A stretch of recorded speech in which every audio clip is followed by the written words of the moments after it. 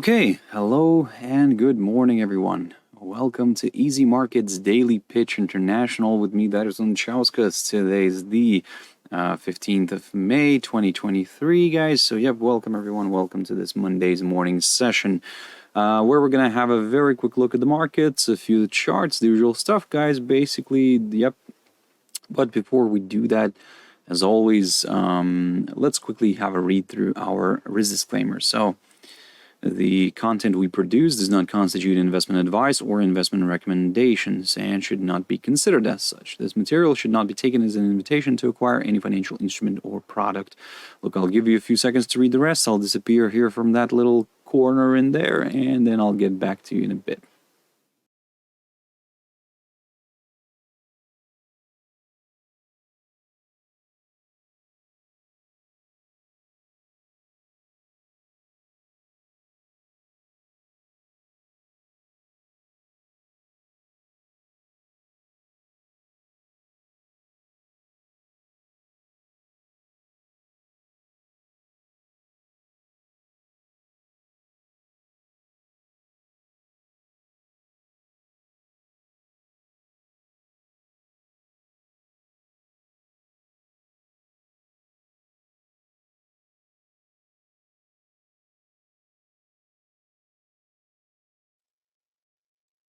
Okay, so now then, also just before we jump into the chart, just a quick mentioning of our Easy Markets website, which you can always check out for more information about us. Basically, you can always check out our conditions, guys. But in general, if you have any questions, honestly, feel free to reach out to us.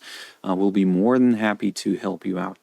Look, let's pick up on some of the instruments that I looked at last week, just to see how everything's getting along. But in general, this week, guys, it could be quite an interesting one. Although the lack of major data on the economic calendar, let's see how Nikkei is doing here. First of all, the fact that we broke above this territory, above that 29,235 territory. Yes, I said to you that I'll go higher. I'll aim initially for that 29,425, and ideally, I would like to see a test of this territory, the area not far from that psychological 30,000 mark.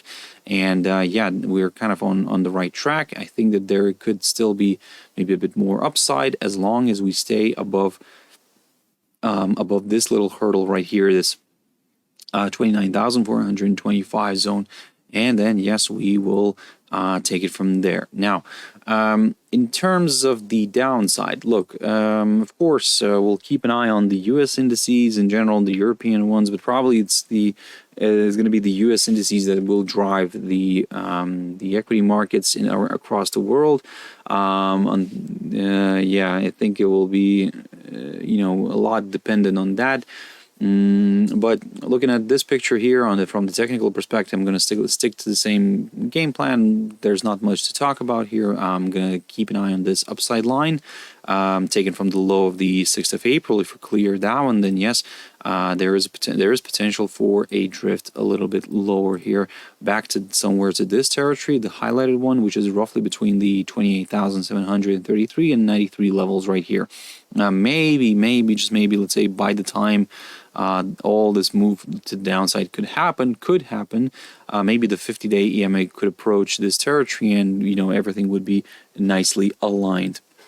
Now, ASX 200, this one's a little bit more positive than negative, to be honest, because, again, we are seeing a nice, good push back above all of the EMAs here on my daily chart, but I would like to see a push above the 7,300 territory in order to go higher. At this point, for now, I'm cautiously bullish on this one, but I need that confirmation break. My only little problem from the short-term perspective with that, with this breakout, is this little short-term downside line. Let me just put this here. So this one right there. So this downside line, for me, is a little bit on the let's say, I'm still keeping an eye on it, because again, if it holds okay, maybe a bit of a retracement back down could be possible. But again, for now, keeping an eye on this little barrier. If we clear it, then I'll aim for this downside line somewhere around here. Again, this downside line, don't get me wrong, it's a little bit on the tentative side. It's not really, you know, the most important line to watch, but just for that like extra confirmation, you know, just whenever we're looking for something like that, then yes, it could play out nicely. And if we break that, then yes, my next target is the 7,404 and 7 levels right there. For the downside, now this level here that I had previously, I'm going to remove it. I'm no longer watching that one. I'm watching this little hurdle here, the 7,202. But at the same time, yes, I'm keeping an eye on this upside line right there. Now, if this gets broken, then yes, I will target this 7,202 territory. If that gets cleared, well, my next target is the 200-day EMA again. Right, Nasdaq, guys. So in general, the whole kind of debt ceiling issue is ongoing. This week, in terms of economic data, well, we do have kind of a few data sets, maybe not much from the US, but let's say on Monday today, it's a little bit, boring. We have some other little data sets coming out, for example, from Canada, housing starts, wholesales numbers, yes, something to keep in mind. In Europe, not much. Industrial production, yes, industrial production from the Eurozone. Okay, if you're going to be trading the euro, something like that might help out a little bit. Then, yeah, we have industrial production on Tuesday. We have industrial production from China and the RBA meetings as well, RBA meeting minutes from Australia. So yeah, keep your eyes on that one. From the UK, we'll have the average hourly earnings, average earnings index. Sorry. So and from Germany, we'll have the German ZEV economic sentiment. So you see, we do have these little data sets. I mean, might not be the biggest market movers, but still, to just kind of maybe paint yourself an overall picture, that could be useful. The Eurozone also will present the preliminary GDP numbers as well. So those are expected to, I think, to stay the same, apart from the Q on Q number, which is expected to go down a little. Well, let's wait and see. On Tuesday as well, the retail sales, that's probably the bigger data set that's going to come out. The U.S. retail sales. And those are expected basically to improve. And again, if those improve, if those come out much better, then this doesn't help the inflation, basically. So it's kind of, let's say, this is not what the Fed would like to see. And in general, for now, looking at the Fed Watch tool, you can see that, yes, we're stuck here. And of course, this is where the problem will go. Oh, there we go. Let's move this. This is where the problem will be, basically. The Fed right now is in a little bit of a pickle. We do have the inflation, which is still far from the target of 2%. Okay, but somebody might say, but hey, we're slowly getting there. Nothing happens overnight. Yes, true. But the question is that, let's say, if those are the other numbers, like retail sales starts coming out showing, let's say, fantastic numbers, that might just keep inflation on the rise, and just gonna keep inflation. Maybe it's not gonna go, let's say, rapidly to the upside, but it might stay at this current level, and still that's not good. And that's why maybe the Fed is still considering those further rate hikes. Now, other people will say, of course, that we're currently in a bit of a problem. The U.S. is currently in a bit of a problem. We have a bit of the U.S. has a bit of a banking issue. So in order not to kind of inflate that that credit crunch bubble, I think that yes, there's pressure on the Fed not to increase rates further, and of course, people also saying that if if Europe has a slightly kind of, higher inflation number, but they have lower interest rates. They're not kind of increasing the rates that fast. Well, that also, puts that negative spin on the whole kind of, on Jerome Powell's team. So yeah, but again, I understand. I think that yes, it's difficult to compare the two sometimes. So two different economies in a way. So for now, I think that point might not be the most kind of valid. I think that's more right now. Just let's say they're going to stick to domestic, what's happening inside the U.S. and this picture, for example, right now. Okay, I said it to you last week that we might see that 25 basis point column kind of starting to rise a little bit. Now, my question actually, I'm very curious to see if it's going to go at some point to 50 before the 14th of June, because that's when the next meeting is. Before the 14th of June, remember that we'll have another jobs number, and I think that the inflation number is also is going to come out too. So just kind of, we'll see how that's going to play out. If, let's say, we'll see that the numbers are actually, hitting higher, and we'll see that that basically, it's still under control, and the numbers are still quite high. Let's say the jobs numbers are very well, and inflation is still somewhere around that 6%, 5%. Sorry, maybe we'll start pushing back to 6%. That may kind of put the Fed into that position. They will say, hey, you know what? Let's see what's going to happen with the debt ceiling first, and if that's going to kind of calm down as well, if the government is going to reach the agreement, then yes, we could continue. Maybe we'll increase again, but obviously everybody's now expecting no rate hikes during the June meeting.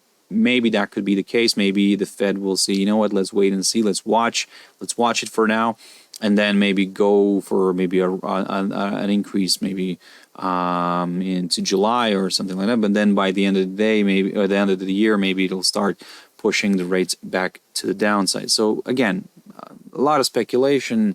Of course, everything will remain economic data dependent. The debt ceiling, that's something that's on everybody's tongue right now, and all the headlines are hitting that.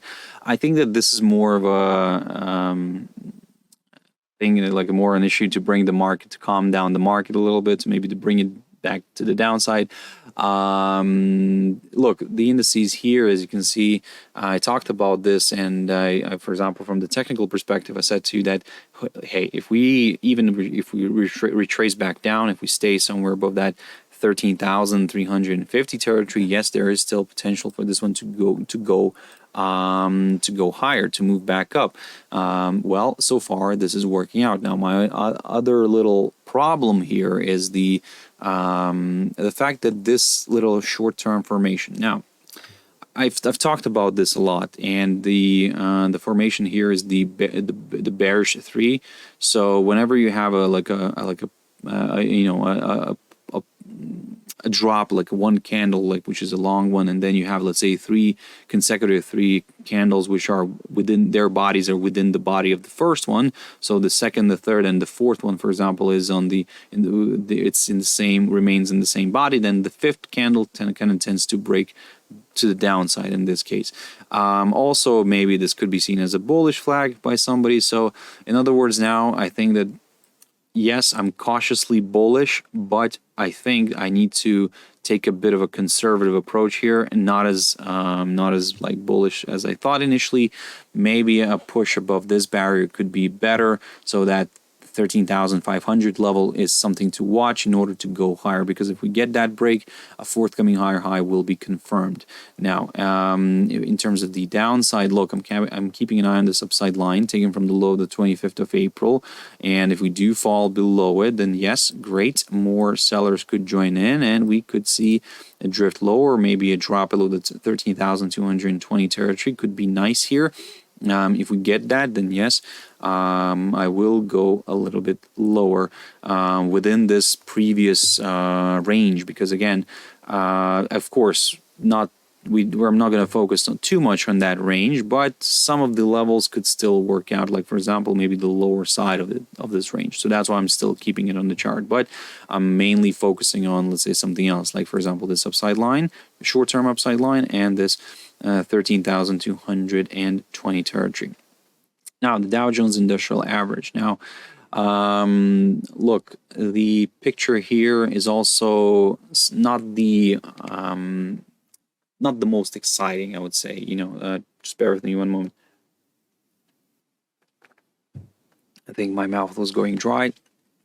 So look, the Dow Jones Industrial Average.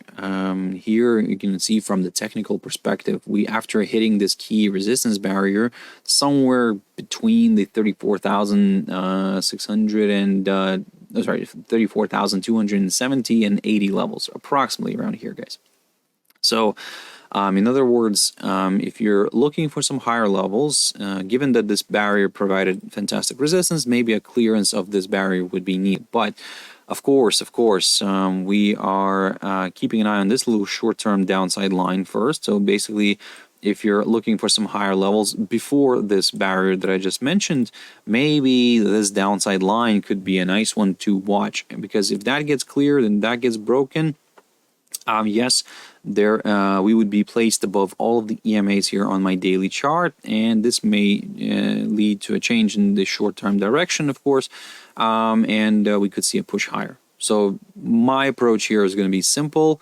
Of course, for now, the fact is, that's my upside scenario, but for the downside scenario. Now, if we suddenly start falling below the 200-day EMA, that would place us below all of the EMAs here on our daily chart. Now, however, I would, let me just get rid of this.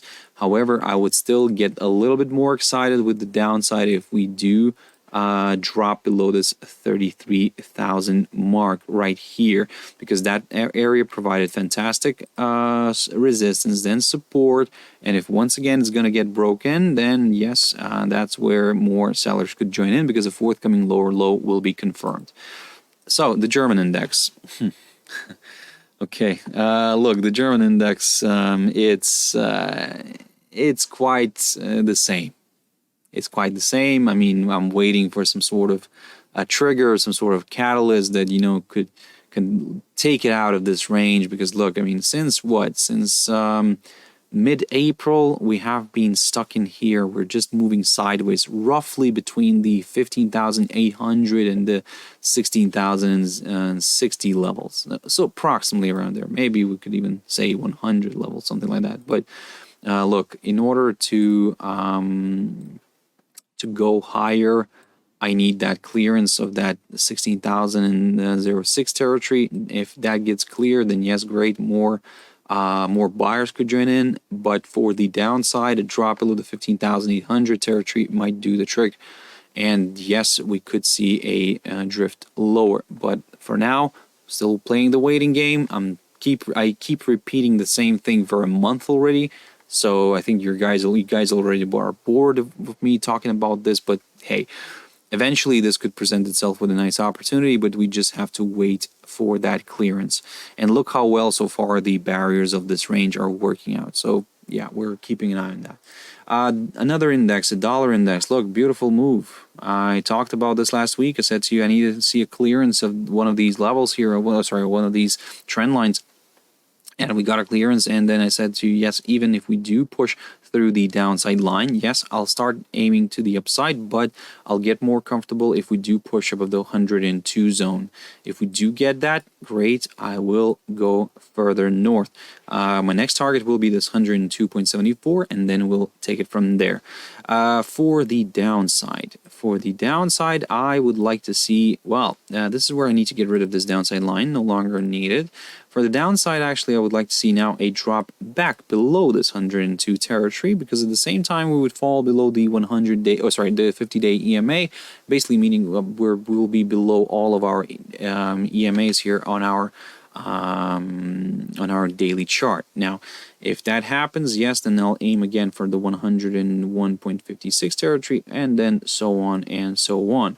For now, long story short, I'm cautiously, or I'm still aiming for the upside. My next target is around here, this 102.74, around this 100-day EMA.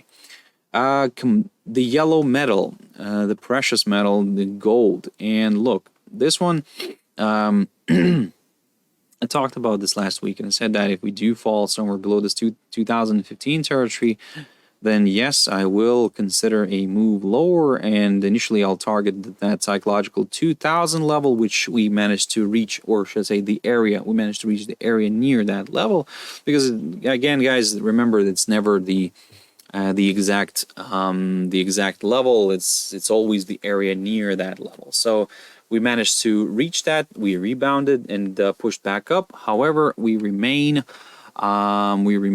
below this downside line taken from the high the 3rd of May. Now, if we're looking for some higher levels, guys, a break of this downside line is needed and a push somewhere. Well, previously I talked about that 2030 zone, but I think I will just stick to this downside line. If we clear it, I will go higher towards that 2048 marked by the highest point of last week, and then yes, we'll go from there basically. For the downside, well, this is where the tricky bit comes in. I mean, I would like to see a drop somewhere below this 2000 mark actually in order to go lower, but we do have this upside line here, taken from the low of the 19th of April. So that could play out, and it actually coincides nicely with the 50-day EMA, so it could be a nice good area of support. However, if that gets broken, guys, well, this could open the door to its much lower levels, I think. But let's wait and see, of course. For now, we're kind of testing this the upside here. Let's see if we can break this downside line. Silver. This one looks a little bit more bearish, actually. So after we had that sharp decline back in last week, basically, like for example gold, it did decline, but not really significantly, not as significantly as silver. However, I mean, some of the buyers might like this opportunity. They will say, hey, maybe actually this could be a nice opportunity to start going in. But again, as I said to you previously, that for me personally, if we do clear this lower side of the range, what I'm going to do here is I'm going to go lower. I'm going to aim for the if we also clear the 50 the EMA, then yes, I will go for the 100-day EMA, and I'm still aiming for that. My next target also here, targets are around the 23.52 and 57 levels, or around here. But if those get cleared, then all the way to 200-day EMA, that's what I'm going to be aiming for. So, a long story short, even if we do retrace back up a little bit, if the 50-day EMA provides good resistance, something like this could be possible. So, keep that in mind. That's why my upside scenario is only from this lower side of the range, which we managed to break to the downside. For now, I am cautiously bearish on silver, and initially aiming for the 100-day EMA. If that gets cleared, then it's the 200-day EMA. Platinum. Look, I've mentioned this before as well, and I said to you that, look, if we do fall below the 1077 territory, somewhere around here, then yes, I will consider a move lower, initially aiming for this upside line taken from the low of the 10th of April, and if it provides support, great, maybe a bit of a rebound here could be possible, but my upside scenario actually will be from around here, somewhere from around that 1090 zone, and then we'll go from there. For the downside, now look, in a way I would say it's kind of looking a little bit more bearish than bullish. Yes, we're still trading above this upside line taken from the low of the 10th of April, but if we suddenly start falling below below last week's low near the 1054 territory, approximately around there, that will confirm a forthcoming lower low. Yes, we do have the 50-day EMA around here, but if that gets cleared, my next target is the 100-day EMA together with this upside line, this medium-term upside support line taken from the low of the 27th of February, and then yeah, we'll go from there, guys. But for now, I mean, some of you might say, hey, maybe this is forming a nice bearish flag here, but even so, even if it is just maybe a start of a bearish flag, a confirmation break is still needed, and my confirmation break is from around here, from around that 1054 territory right there. Oil, look, oil,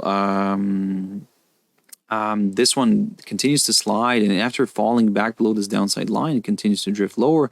And I would say so far the Fibonacci levels are working out nicely, because what I talked about previously, I said that if we do fall back, okay, yeah, if we do fall back below the downside line, okay, great, just an extra confirmation. But if we do fall back below the 38.2% retracement here on the Fibonacci, then yes, my next target is the 23.6. And to be honest, this is so far, this is what I'm aiming for. If we clear that, then yes, I'll go further south. But for now, let's just keep an eye on this territory, on the 23.6% retracement on the Fibonacci. Let's aim for that level. The 69.82 initially was working out, but now it's no longer working. So I think that it's time to get rid of it. Maybe we can use it somewhere else. Maybe mark this. But again, let's let's not rush into anything. For now, yes, as I said, the 23.6% retracement on the Fibonacci is my next target. I'm kind of, like I said, I'm revisiting these Fibonacci levels from the other side now. So far, they're working. Look, once they stop working, then I'll redraw this and do something else. Ethereum.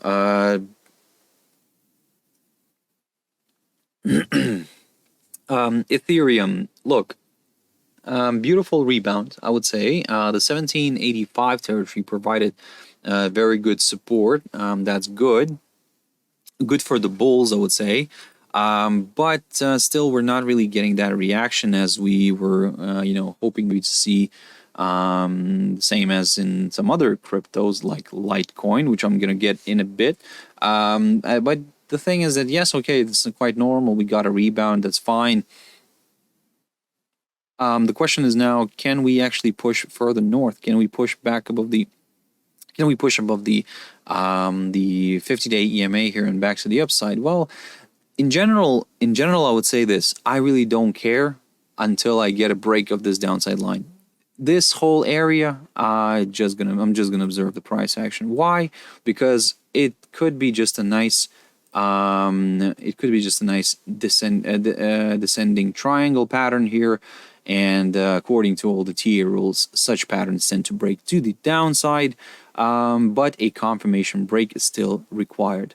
And not only a break, but also we'd like to see the body of the daily candle staying below this territory. And then we will kind of go from there. If we do get a further move south, great, we'll aim for that 200-day EMA together with that 1700 level, and so on and so on.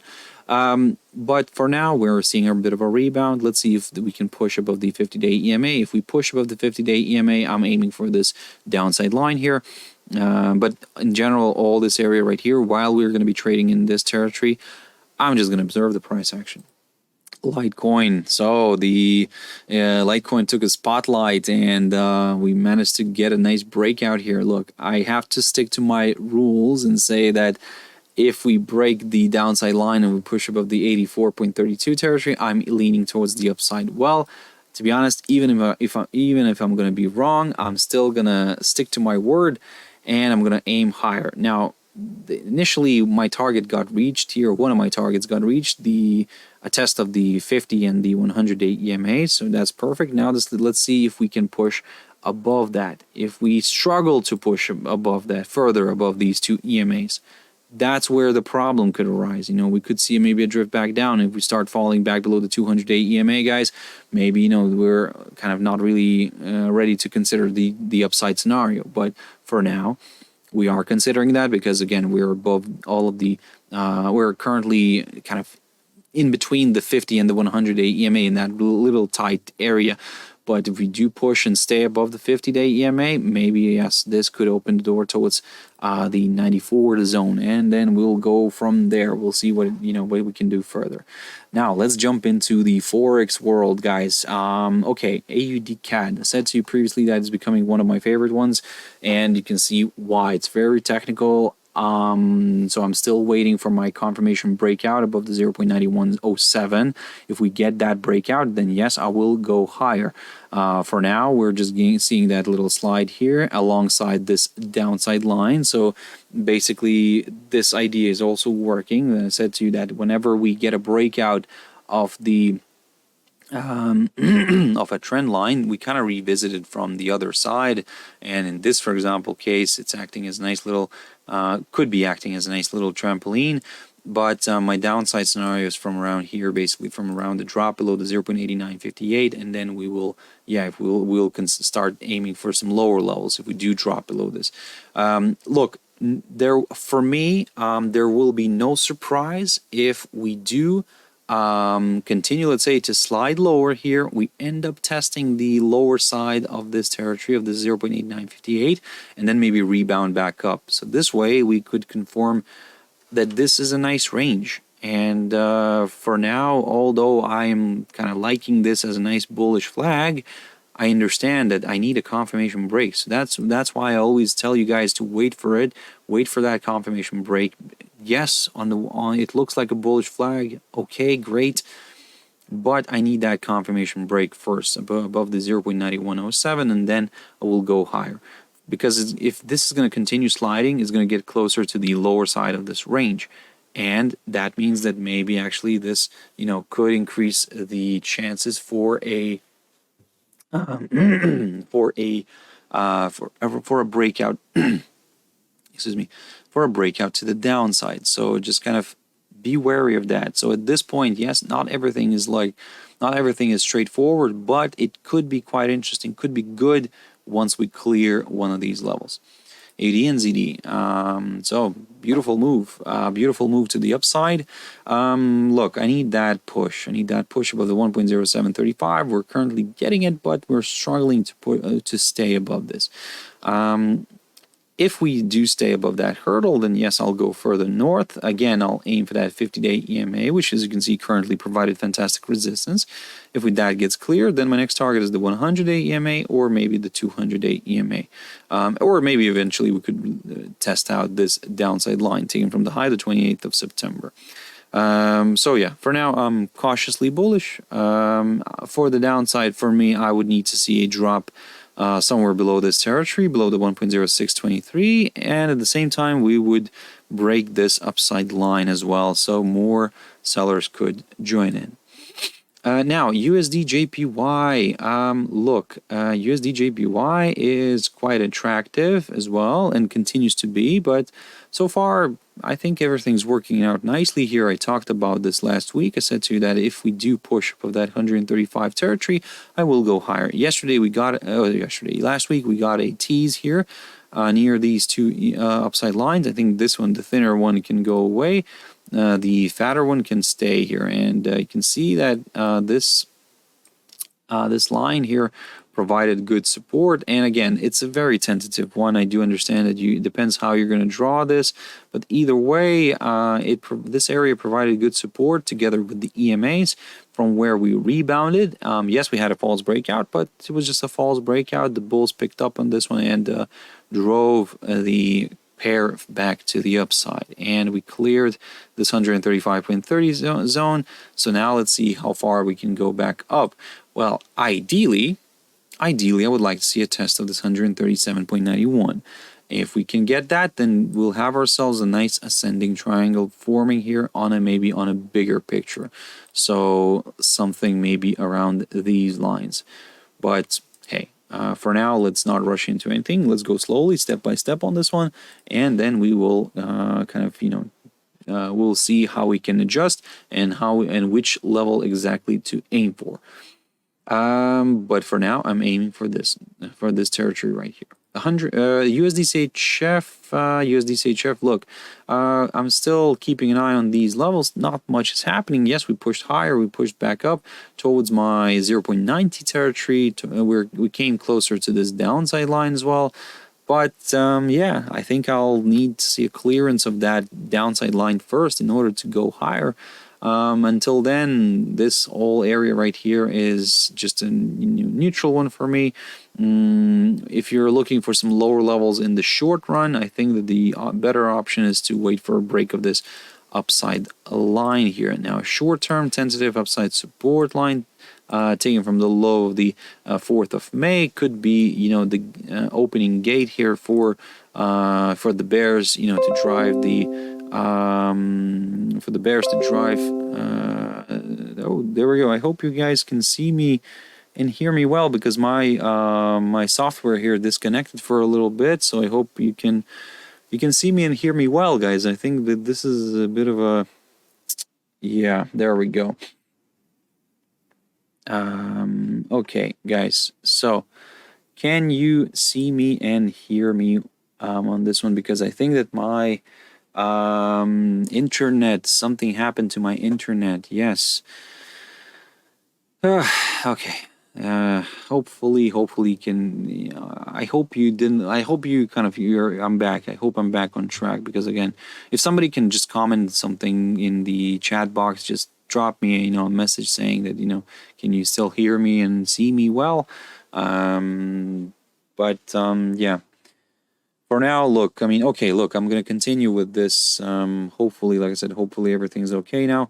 USDCHF, yes, USDCHF is stuck here, and I need to see a clearance of this upside line in order to start considering maybe some moves to the downside. So for now, long story short, if you're looking for some lower levels in the near term, a drop below this upside line would be ideal. And then we could aim for the lowest point, the current lowest point of May. GBPUSD, guys, GBPUSD. Look, last week we had a decline here, and yes, it broke lower, and we broke below the 1.2584 territory, and we moved back to the upside line. We cleared that one, and in a way, it's kind of pointing a little bit more towards the downside, and especially looking at the US dollar index as well, which is kind of leaning a little bit more to the upside. Well, GBPUSD in that case could slide further. However, as I said to you before, my downside scenario is from around here, somewhere from around this upside line. If we do clear it, and if we do drop, for example, below this territory, below the 1.2435 zone, maybe at the same time, yes, we could clear the 50-day EMA, and we could also clear the this upside line taken from the low of the 26th of September. If that gets cleared, then yes, okay. This could open the door towards lower levels. Why? Because it could change the direction of the current trend. However, if this upside line provides good support and we rebound, well, I would say yes, great. Let's aim for the upside again. And if we clear the 1.2584 territory right here, then yes, more buyers could join in. Of course, ideally, I would like to see the push above the 1.2666 territory right here, but I do understand that we could be missing out on a bit of territory here. Maybe the 1.2584 is a little bit too high. Maybe we could, start looking at something around these lines, 1.2512 around here. But again, in that case, you would still have to, take everything with a pinch of salt, because again, maybe this, might not be the best upside scenario line. However, if you're willing to risk, you could do that. But just remember one thing, which I always keep saying, guys, you only risk what you can afford to lose. Otherwise, it's just madness. And then you get frustrated, and, then it doesn't work for you. GBPJPY.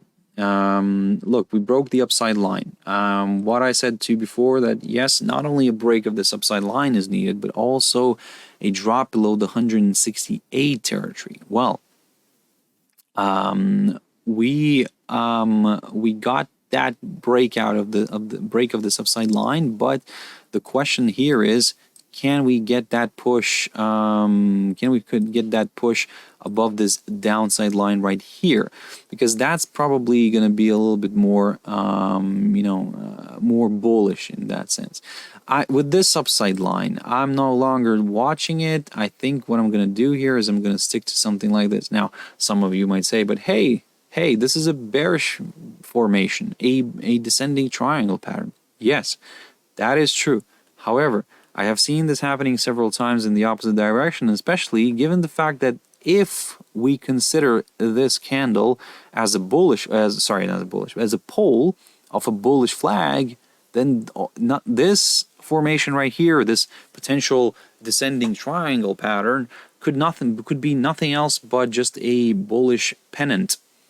Now, will that be the case? Again, let's wait and see.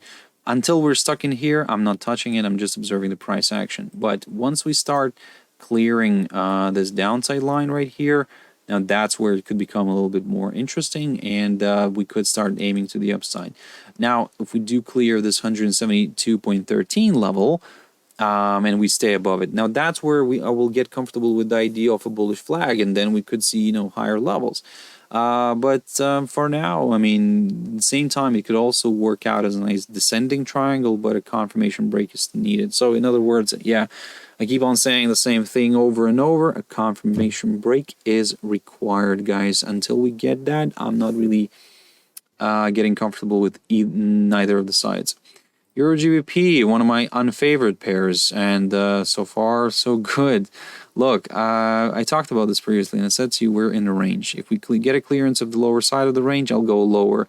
And we did go lower, and we did retrace after that. Then I said that if we stay somehow below this lower side of the range, this previous range, then I'll go again to the downside. And to be honest, I'm going to stick to that.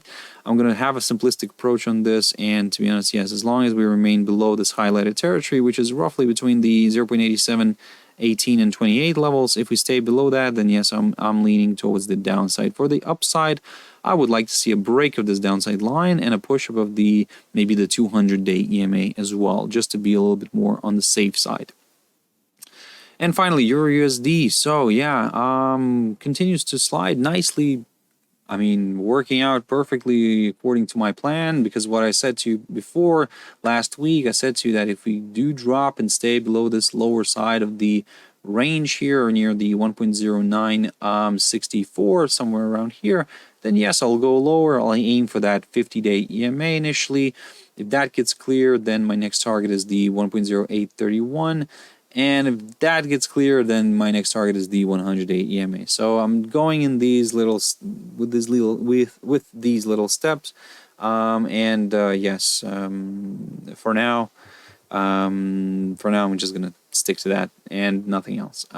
Even if we do retrace, let's say back up here, if we continue to trade below the 50-day EMA, so maybe something like this could happen, and we could see another slide here. But long story short, I am keeping an eye on this 1.0831 territory, and I'm also keeping an eye on that 100-day EMA. These are my targets for now. Let's see if we can reach that. But for now, yes, everything is looking quite bearish, and the fact, like I said, that DXY seems to be, it seems like it wants to go higher, could be forming something of a bullish flag here. But yeah, let's wait and see. Maybe we're not going to have the most exciting day today in general, and maybe we'll have to wait for Tuesday for the retail sales number to come out. But yeah, it is how it is, guys. We have to just go from what we have. We have to adjust to the market, and we'll see what could happen after. But at this point, look, with the euro dollar, I'm leaning still to the downside towards the 100-day EMA. But then we'll see how the data comes out in the US. Maybe it will help strengthen the US dollar. Then we could see further declines here, and maybe we could even start targeting for the 200-day EMA here on our euro dollar pair. But at this point, let's go slowly. In general, always go slowly, guys. Have your stop losses in place, and everything will be fine. So now then, guys, I'll have to wrap it up here. This was a quick session just to see how we're doing, how we were doing on Friday, and how to position ourselves from on some of these instruments for this week. But yeah, I hope you found it useful. Thank you very much for watching and listening. I really appreciate your time, guys, your views, your rockets, your everything. Your participation is very, very important for me.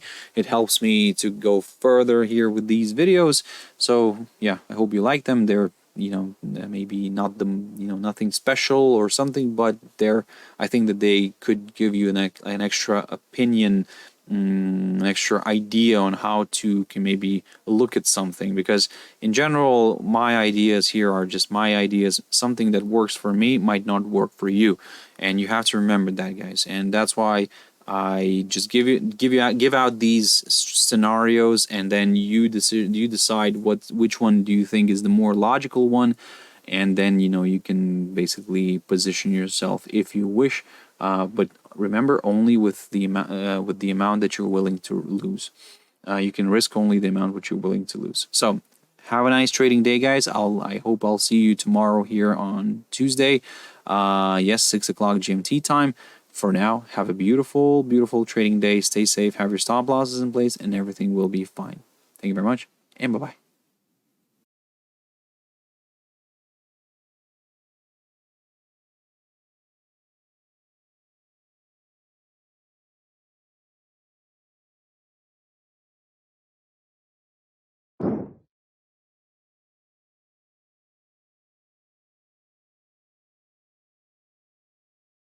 Hey there, thank you very much for watching this one till the end. I really appreciate that. So, like this video, we speculate your next mouse movement will be towards the subscribe button.